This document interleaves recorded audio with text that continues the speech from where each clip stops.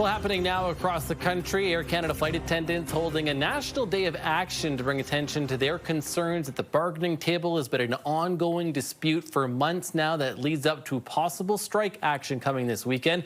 Let's bring in CTV's Kraig Krause, who is at Vancouver International Airport. Kraig, we just heard from union leaders there too a little bit. Kind of summarize for us what they're saying, what their message is as they are out holding their silent picket today.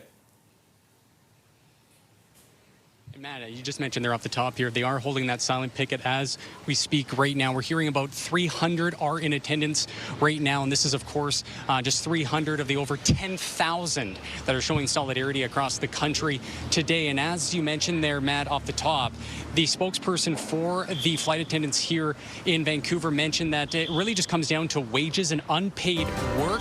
They are looking for those wages to meet with rising inflation. What that number is remains unclear at this time. We are trying to get that as Air Canada and the union try to iron out a deal before that deadline. And as that deadline quickly approaches here, that's midnight on Saturday, that they could potentially go on strike. One thing to point out, though, that they would have to give a 72-hour strike notice. That would be around Wednesday. So we do have about 48 hours before they do have to make that decision. And the two sides are trying to iron out this deal. We did ask the representative here in Vancouver about implications for travelers if there are cancellations, if there are delays. They said obviously that is the last thing they want to see, but they do want to make a presence. They want to be knowing that they want these wages to meet the growing demand here across the country. And it certainly does sound like, Kraig, they don't want to go on strike. They don't want to have to do this. They're trying to ramp up the pressure on Air Canada right now. And both sides back at the bargaining table, they're supporting the bargaining team at this point.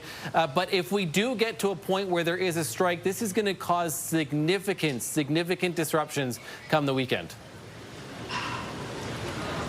Oh, it sure will. And this is coming at a time at the end of the summer vacation. I know a lot of Canadians don't want to hear that at this time, but summer is coming to an abrupt end here in the next few weeks. That would coincide with this strike action or potential strike action across the country. So again, the union did say this morning that is the last thing they want to see, but it could be on the table if Air Canada cannot meet these demands. Okay, Matt? We're going to wait to see what happens. Kraig Krause at Vancouver International Airport. Thanks, Kraig, for this. Appreciate it.